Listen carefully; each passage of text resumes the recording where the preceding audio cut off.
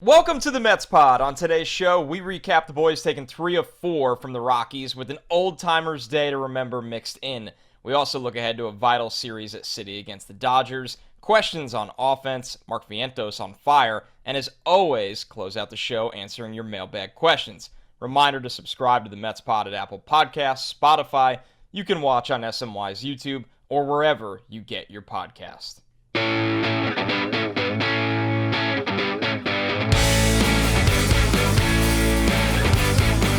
What's up, everybody? Welcome to another episode of the Mets Pod. I'm your host, Connor Rogers, joined as always by my co-host, Joe DeMayo, coming off the Mets taking 3 out of 4 at home against the Colorado Rockies and a huge week on the horizon. Joe, let's waste no time. Let's bring you in here. How we doing? How we feeling?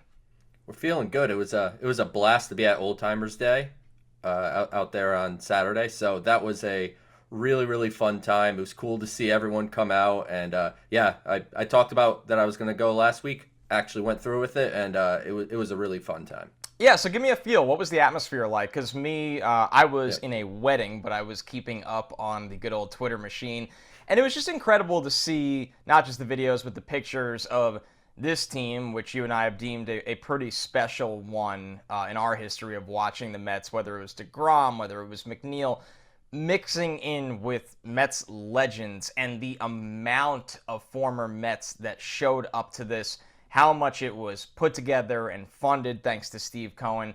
It just looked incredible. The player announcements were great. Bartolo Colon, of course, got the ovation of as big as anybody. And it was just cool to see everyone out there. I would say the infielders were struggling a bit, getting down on the ground balls throughout the game. But watching guys like Andy Chavez play center field, you'd think he's ready to be the fourth outfielder if the Mets needed to call him right now. He looked exactly like he looked in 2006. So he was in great shape. He looked really good out there.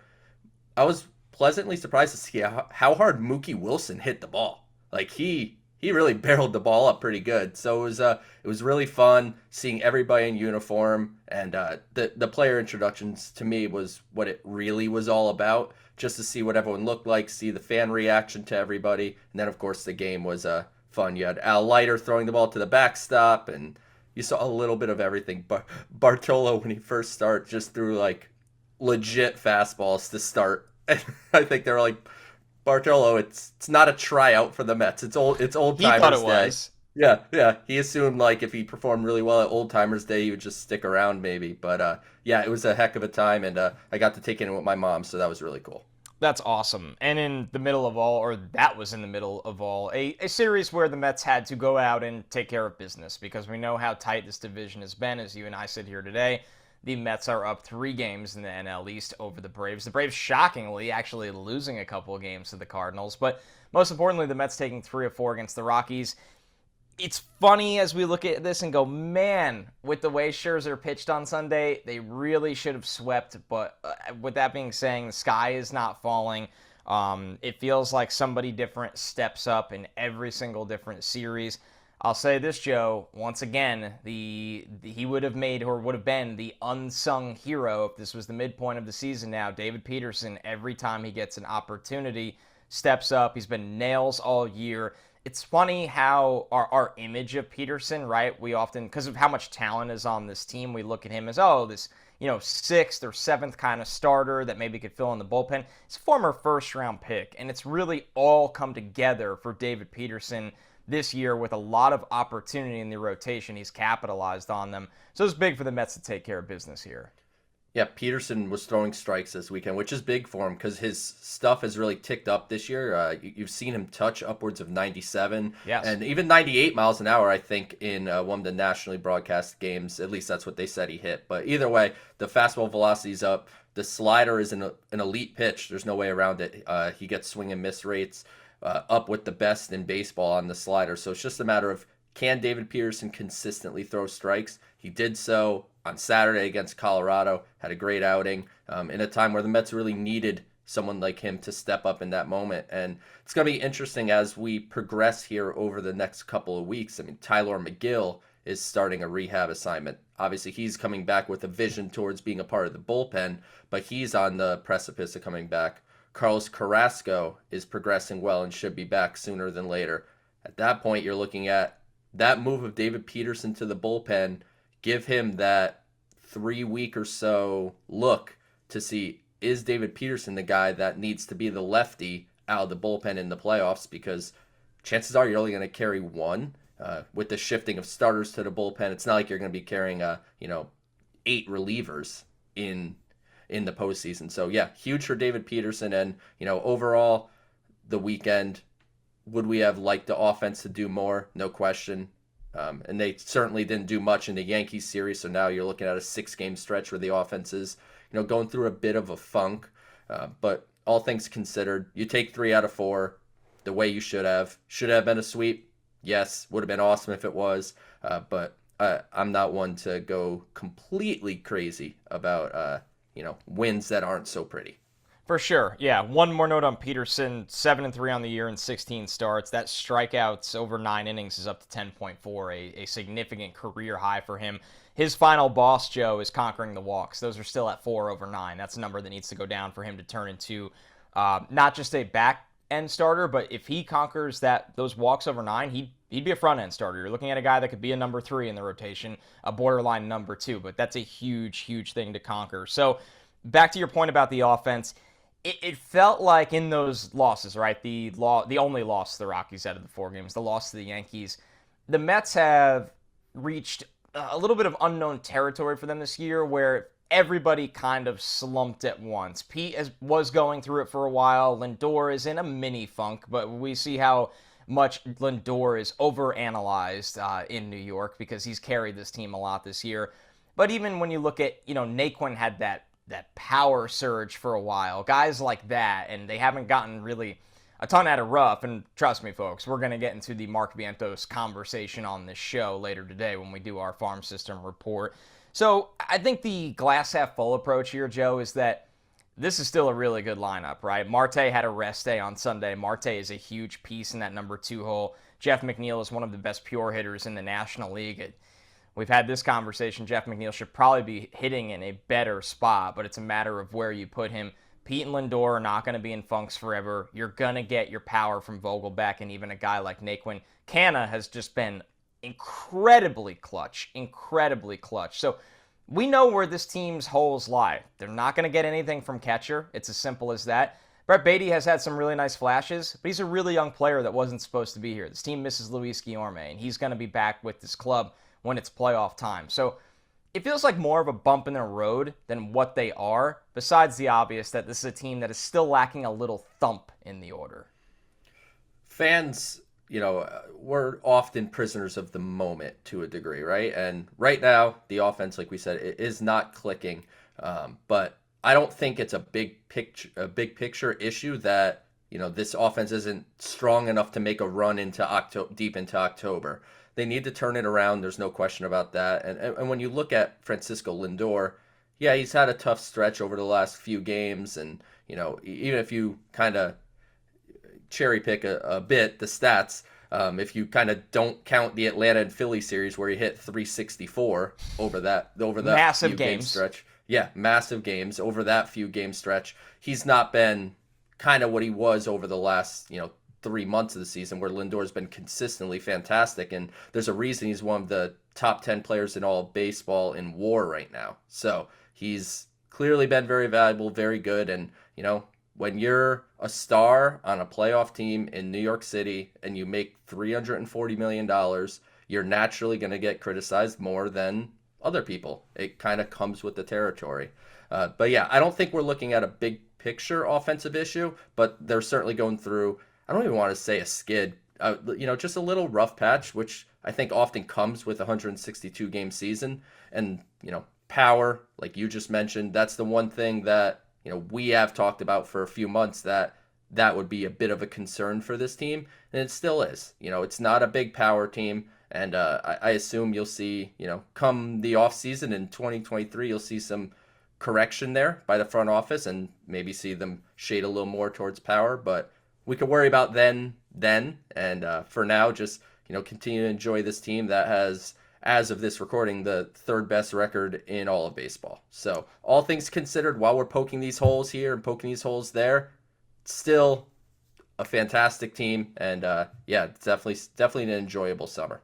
Well, you said it, where the Mets stand in all of baseball, but unfortunately, they see the ultimate reign right now as the Dodgers come to town for 3 games, who have just been, let's call it what it is, Joe. They're 50 games over 500, and we're having this conversation at the end of August. It's not the end of the season, so the Dodgers have been incredible this season, to no one's surprise. They did get hit with some rough news at the start of this week that Tony Gonsolin has a right forearm strain, which that is always scary to hear. They sound more optimistic that it will not take away the rest of his season, but Gonsolin's going to miss some time here. The Mets were not set to see Gonsolin this week, but it doesn't matter who pitches for the Dodgers. They are the favorite most nights out. So the Mets have a huge 3-game stretch here before they get the Nationals for the weekend, and then the Pirates. We've talked many times how the schedule starts to soften. Joe, with this series on the horizon, where the Mets do have some reasonable matchups, what are your expectations, or what do you think they need to do here?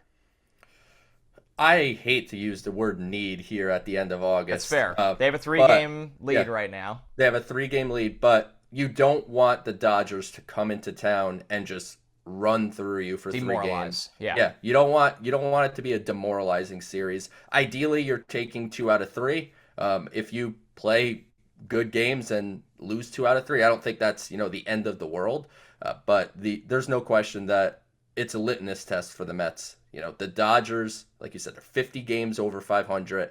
They're right now looking like they are the class of the major leagues right now. And the reality is, if the Mets have World Series aspirations, one way or another, there's a reasonable chance they'll have to go through the Dodgers to get there. So it'll be a good test to see kind of where the Mets stand in relation to where the Dodgers are currently. They're going through injury stuff themselves. Kershaw's just coming back. Gonsolin's hurt. Walker Buehler underwent Tommy John surgery. So they're going through it a bit themselves, but it's a good test for the Mets. We worried about the Rockies series, and it's like, all right, they didn't look great, but they won 3 out of 4, but it's the Rockies. All right, now you're going to be facing a much better team. How do you stack up with them? And the Mets will be sending out Taijuan Walker, Jacob deGrom, and Chris Bassett. So they'll get 2 of the Mets' 3 best that they got. And yeah, I think it's going to be a fun series at Citi Field. And, Monday, a good off day for the Mets. Yeah, it feels like they've just been playing at least once a day forever at this point, with a lot of doubleheaders mixed in as well. So the Mets have needed rest. They are an older team, as we saw. Buck is going to be consistent with this. They sat Marte on that Sunday with a Monday day off, and they don't, there was a situation where Marte could have been a pinch runner, and they sent Escobar out there. They really need to rest these older guys that, at this time of year, what a lot of people miss in pro sports, everybody's going through something. And maybe it's not on the level of football or hockey, but in baseball, these older guys are all battling through something. So it's playing the long game, but now it's preparing for a massive, massive series that has some confidence, implications here against the Dodgers, where the Mets want to show that they don't fear anybody. They do have DeGrom throwing in this series, so it's not a situation where you look at it and go, hey, you're not getting our best, we're going to look different in the playoffs. You are getting one of their best in DeGrom, if not the best right now. So, all right, before we get down, we're going to talk farm system, Vientos, a lot of good mailbag stuff today, and Vientos has more to do with the Major League Club at this moment than the farm system. A reminder, you're listening to the Mets Pod. Subscribe to the Mets Pod at Apple Podcasts, Spotify. You can check us out on SNY's YouTube or wherever you get your podcasts. All right, Joe, let's start with the not fun topic of the farm system right now. Some injury news on Francisco Alvarez. No, certain confirmations of where this is going right now, what it exactly is, how it exactly happened. We know Anthony DiComo even said that there's going to be some second opinions. So Alvarez obviously trying to get an official word of how this needs to be addressed if it ends his season. Joe, I think the honest thing here, where, one, you're hoping for the best for Alvarez, and this is just a speed bump in the road. Let's not mix that up. But the way it impacts the big league club, for a lot of people hoping to see Alvarez, is the Mets just don't really get any offense from their catching position. With his bit of a roller coaster or adjustment period in the minors, I don't think it was a sure thing that we were going to see Alvarez in the big leagues this year, where this doesn't feel like more of a blow to the current Mets team, but something that you want to make sure Alvarez is fully good to go for spring training next year. Yeah, all we know, at least as of this recording, things can change. We've seen things change right after we recorded before, so hopefully that's not the case too shortly after. But what we know is that Alvarez went to New York to get an MRI on his ankle, and he was getting a second opinion, as you said. And yeah, I think at this stage, you're not looking at Alvarez as a big league option. I think even if this ankle hiccup had not occurred, probably wouldn't be looking at him as an option. Just the way he was adjusting at AAA, it's really hard to justify, as little as they've gotten from the James McCann, Tomas Nido, and at times Michael Perez trio at catcher. It's really hard to justify calling up a 20-year-old kid who was hitting sub 200 at the AAA level and say, here's our offensive upgrade. So I don't know if it was really in the cards anyway. But like you said, hopefully it's nothing too major. But we should be hearing soon whether it is or isn't. And with the kind of little time left in the minor league season, I can't imagine Francisco Alvarez is playing any more baseball in 2022, which is fine. I mean, as a 20-year-old, his second full season and longest full season, because it goes into the end of August, early September now. So long season for Alvarez. He accomplished a lot getting to the AAA level. Just seems like this is probably the end of the 2022 season, and hopefully it's just something, like you said, a bump in the road, and we see him in spring training down in Port St. Lucie in February, and he's competing to be the Mets starting catcher. Like, that's, to me, the dream scenario if you're a Mets. Yeah, it's the plan. Despite what James McCann makes, or how long Tomas Nido's been a viable backup, especially defensively, the plan is for Francisco Alvarez to be a key piece of this team in 2023, and a rare area that the Mets can get some production in their starting lineup of a position that won't cost any money. You're not paying $20 million to that spot, and Alvarez is expected to be a power addition, something that easy transition right here, the Mets need right now. And that brings me to Mark Vientos and the reality, Joe, and this might even surprise you, although I don't think anything Mets related surprises you. Darin Ruff has not had a hit since August 12th. It's almost Labor Day right now. And I know people's initial reactions. Ruff doesn't play a lot. Ruff is a platoon guy for lefties. Now, Buck hasn't necessarily used him in a defined only against lefties role. There's plenty of times where Ruff comes in for Vogelback, and then Ruff stays in against righties later in the game. But the bottom line is, right now with Ruff, he is just not himself. He's not mashing lefties. He's not overall comfortable. He's not giving the offensive production that is needed in the designated hitter spot. And the Mets, ironically, have a guy in the minors that you all know very well right now, Mark Vientos, that, much like Ruff, isn't going to be much of a defensive player at the next level. He's going to see some time probably at first base, realistically. He's going to be a DH. Vientos' calling card at the moment is he is destroying left-handed pitching. He's destroying all pitching at the moment, but lefties can't get him out. He hits for power. He's got 23 home runs in the minors. This is at the AAA level. This isn't Brett Baty that got a cup of coffee for a week in AAA and then got brought to the big leagues. This guy has seen AAA pitching the entire season. Joe, I ask this every single week, but now we are right on the corner of the rosters expanding. I think this went from, hey, going to be excited to see Vientos get a couple big league at-bats, to Vientos can steal that job for the playoff roster. I'm not saying it's a lock, but the door is now open. The door is open. I didn't even realize, like you said, I tend to be on top of a lot of these things. I wasn't aware it's been that long since Darin Ruff had a hit. I think one thing to note, he is a lefty masher historically, certainly over the last 3 years, including this season, when the Mets got him. But I think his usage pattern previously was largely as an everyday player, or a majority of the time player, even against righties.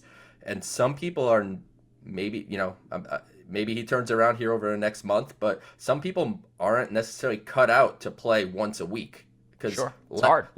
Lefty pitchers don't happen that much. I mean, it's a predominantly right-handed league when it comes to pitching.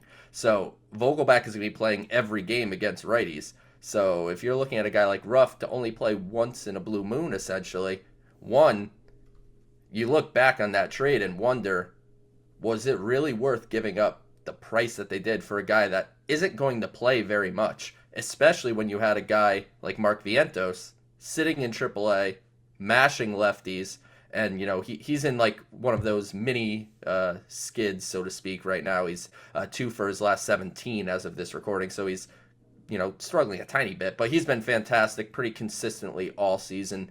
He's slashed his strikeout rate down in the second half. His ground ball rate is down this year overall. The one thing that I will say about his power, it's been largely to the opposite field, which I don't love. It's nice to see it happen. You want to see him hit home runs in games, but kind of like we were talking about with Baty. Baty tapped into that pull power. Vientos is still very much right center to right field, so you wonder at the major league level, is it going to translate? Not entirely sure, obviously, but he's clearly a strong kid, and do I think he should get an opportunity? Yes, 100% I do. And at minimum, he should be taking some time away from Darin Ruff, and regardless of what you gave up for Ruff, it was a lot. J.D. Davis so far performing well for San Francisco, and then obviously a couple minor league arms and Thomas Szapucki as well going in that trade. I don't care about what they gave up for him. Right now, we're in the stretch run of the Mets trying to, win the division, win a pennant, maybe win a World Series. Like, that's the goal here. So you should be putting the best lineup you can each day. Don't worry about what guys are making or anything. I mean, you've seen it already with Eduardo Escobar. It seems like he's going to be platooning with Brett Baty for now. So it doesn't matter that Escobar's making $10 million a year. It's about trying to win right now. So I think Mark Vientos has the potential to add that thump you're looking for. So I'd not have an opposition at all if he were called up here in the next couple days as we get into September and given a look. And I think you underneath all of that made a really key point with this regime right now that is probably some comfort to Mets fans. A player making $10 million plus in the previous regime they'd play through it. It doesn't matter if you've given us nothing. We invested in this. We are going to hope this works itself out, and we're going to essentially die trying. We're going to die on the hill of that. With this regime, and it's not a habit you want to fall into, but this is the reality of the free agency era of pro sports. You're going to miss. And right now, the Mets missed really badly on James McCann. The Mets probably missed really badly on Eduardo Escobar.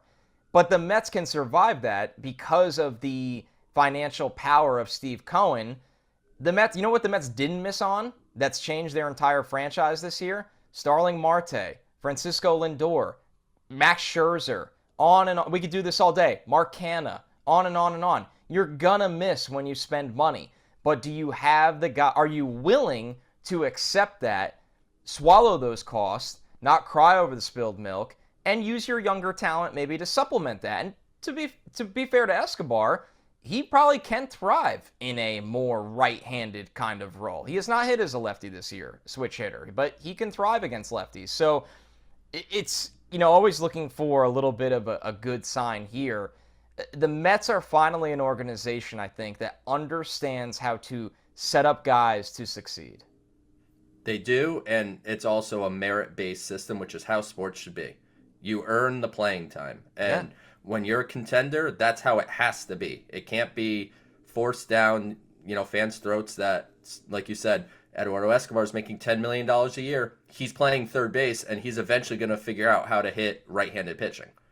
This year, he's not going to figure out how to hit right-handed pitching because the Mets aren't going to give him the chance to. He had the chance. Yeah, he had the chance early in the season, but I mean down the stretch, he's not getting looks there. It's gonna be Brett Baty, it's gonna be Luis Guillorme whenever he returns. I know that he's at least working out on the field a bit, so hopefully he's progressing to get back on the earlier end of that time frame instead of the latter part. But they've definitely missed his glove at third and the kind of contact based approach and on-base skills and working counts that he provides. So it's definitely going to be an interesting stretch run, but totally agree with the overall premise of the Mets are becoming a merit-based organization, and that's how it should be. And, James McCann, you're making $10 million a year. No, no better way to say it. He's a pitcher up there, essentially, from an OPS perspective. So, or at least not a ton better. So he's got to be playing only part-time, and we'll see what his future is.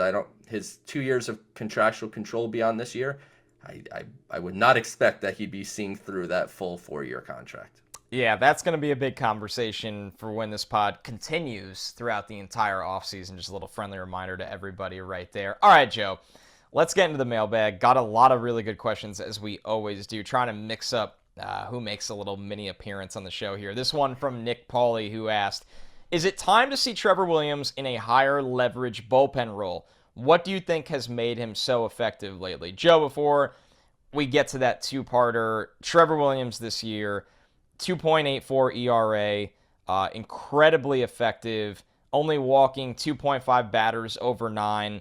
He's a guy that can pitch to contact. He has found it this year. It's been a career year for him by a significant margin, and I think what's been so impressive with him is that he has found success both as a starter that doesn't get to consistently pitch as one, and as a reliever in multiple different roles, whether it's cleaning up a mess early in a game, whether it's getting the team through multiple innings in the middle of the game.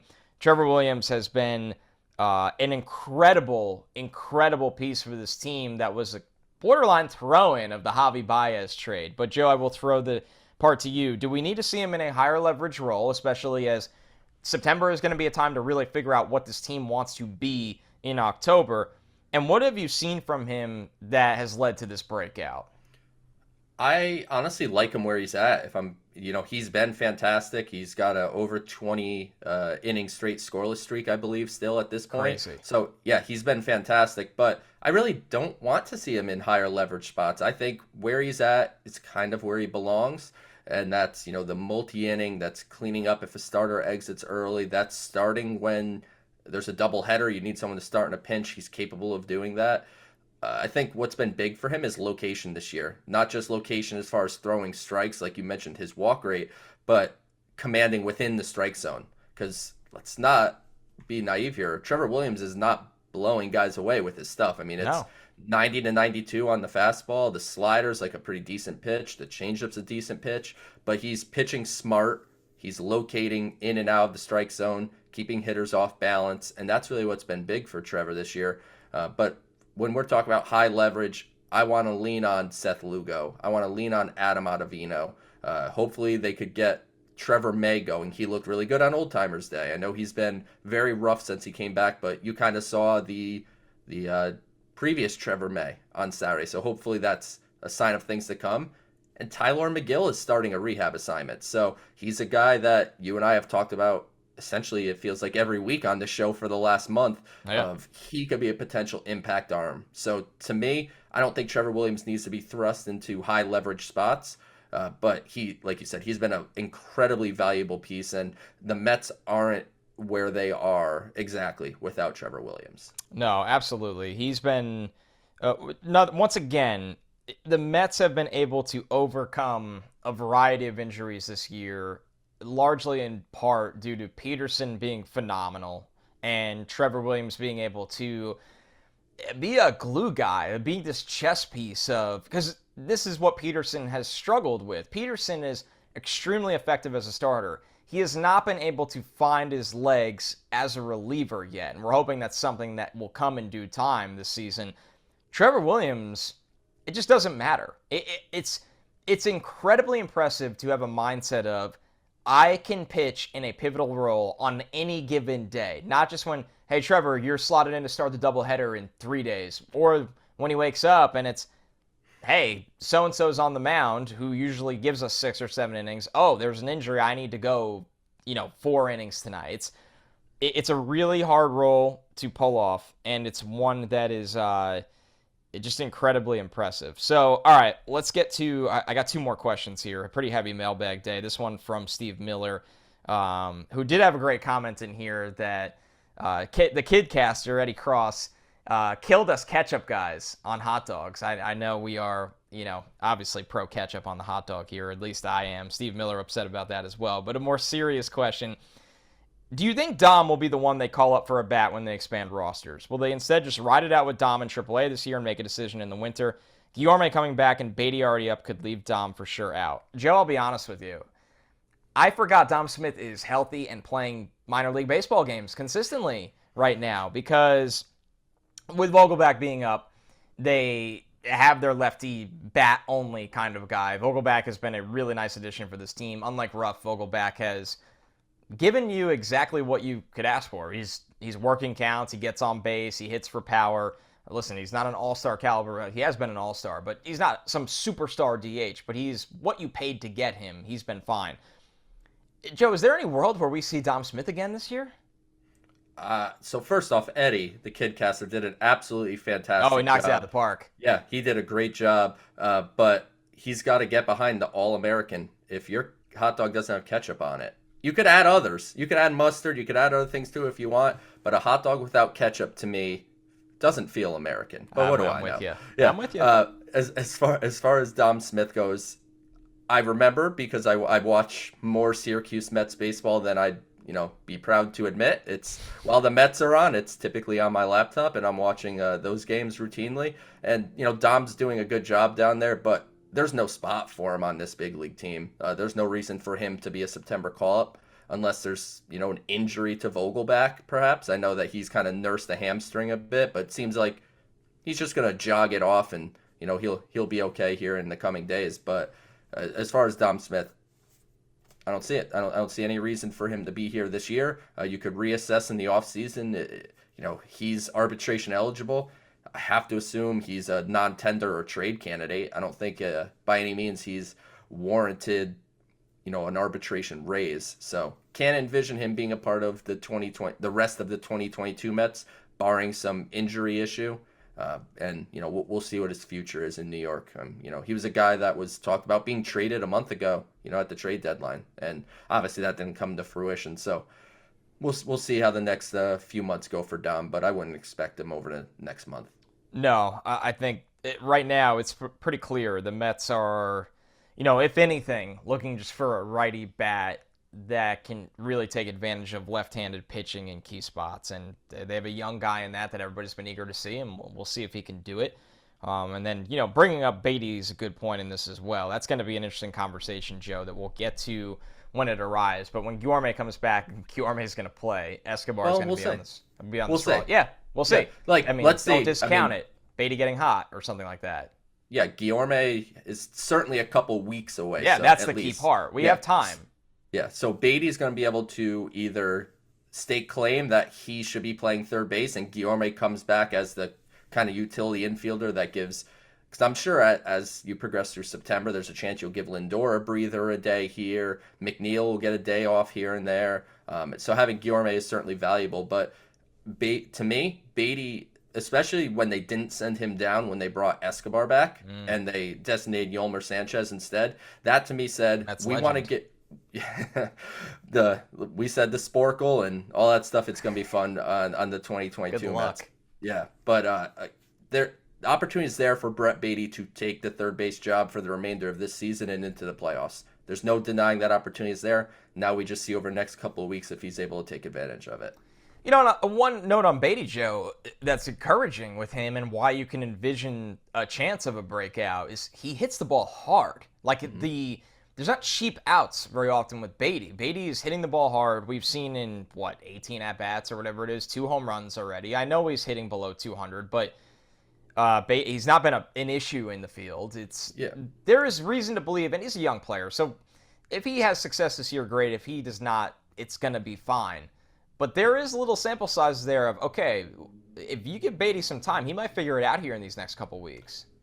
And the one thing to me is he doesn't look overmatched. No. That's the thing. So while the stats may not be great and, he's hitting into outs, obviously, with you're citing his batting average, et cetera, he hasn't been fantastic, but he, like you said, he hits the ball hard. He doesn't look completely out of place like some other prospects have that have come through and been given a look. So, the next couple of weeks, let's kind of see what he does. And these things often just figure themselves out. And, Baty will either stake claim or Guillorme will come back and just slide right back into the role that he had.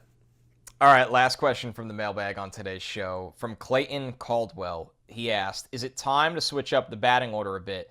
I'd like to see McNeil get as many at-bats as possible. Obviously, Jeff McNeil, all-star, incredible year, now batting .321. That leads the team by a pretty significant margin at this point. I think he's actually the only player on the Mets right now that's hitting above 300, as Marte is down to 291. I mean, McNeil's an 833 OPS, Joe. He's getting on base at a 373 clip. That is higher than guys like Nimmo, higher than guys like Marte and Pete, and even Lindor. Only Canna has a higher on-base percentage right now, and Vogelback as well, who just Vogelback lives on first base. It's truly remarkable how often the guy walks. So, back to the point of the question.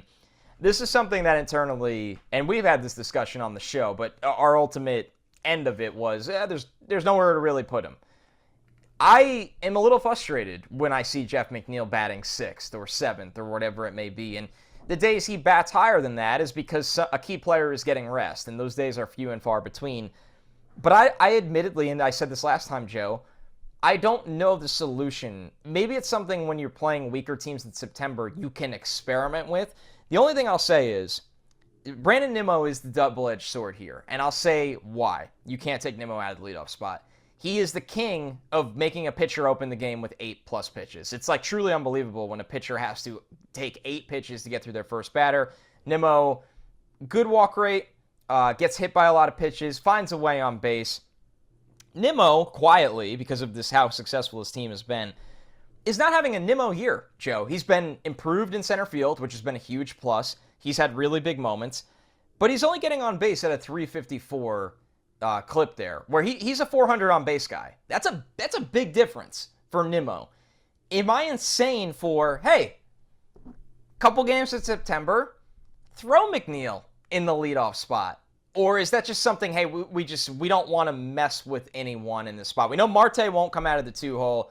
Lindor and Pete aren't going anywhere. So that's the only one I could even see tinkering with.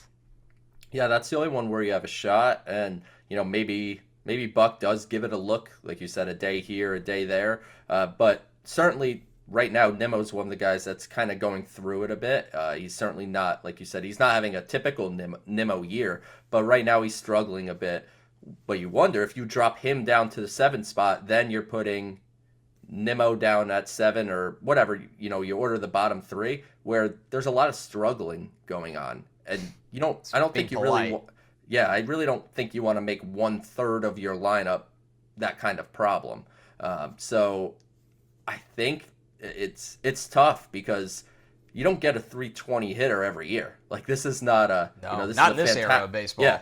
Yeah, it's a fantastic year McNeil's having, but I truly do struggle seeing the right spot to move him. I don't think Brandon Nimmo's a guy that profiles down at the 7th spot. I think McNeil's a guy that, even at the 7th spot, has the ability to drive in some runs when guys like Mark Canna are on base in front of him, and Vogelback. And, Nimmo's going to go and he's going to work his counts, and, occasionally he'll, hit a home run like he did on Saturday, and, he'll do this thing from time to time. But I think from just a batting order construction standpoint, I just struggle to see who you're kicking out and why you're kicking them out. I think he kind of fits in that 6-7 hole, as frustrating as it is when they put the lineup on the screen and you see the names and then the batting average next to it, and you're like, the 322 guy is down at the 7 hole.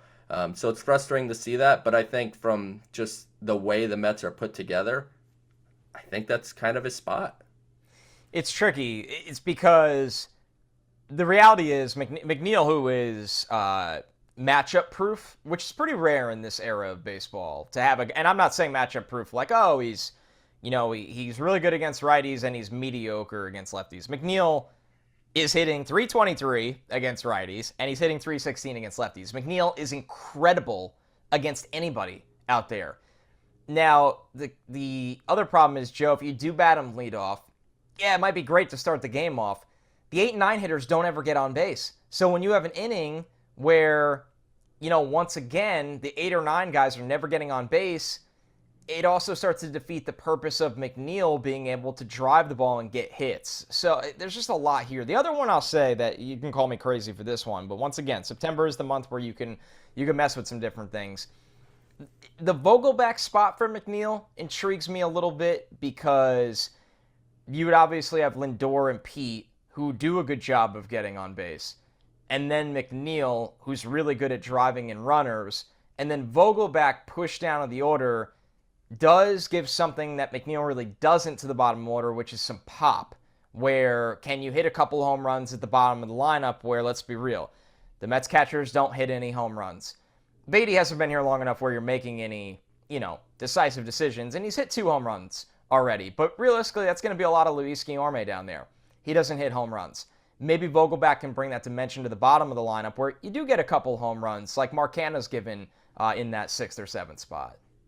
That's an interesting idea, and you can so you take McNeil, you shift him into the 5 spot, you drop Vogelback down to 7, yes, and then you have your 3 best on-base guys at the 5, 6, 7 spot, yes, and some power at the 7 slot. That one, I think maybe I've talked you into it a little bit. Yeah, I see your facial expressions changing. Yeah, I mean, we haven't talked about it much, right? No. Like, we've talked about, like, should he bat leadoff, but then what do you do with Nimmo? Because we're just like, 2, 3, 4, all set. That one, I think, warrants at least a conversation. I think it has a chance to deepen the lineup, and you take McNeil's, batting average, on-base skills. Now he's batting with Nimmo on base, with Marte on base, with Lindor on base, and now he's in a better position to drive those guys in. Could that be more effective than just Vogelback, the masher, and the guy who takes walks at the 5 spot? That's definitely something that we need to think about.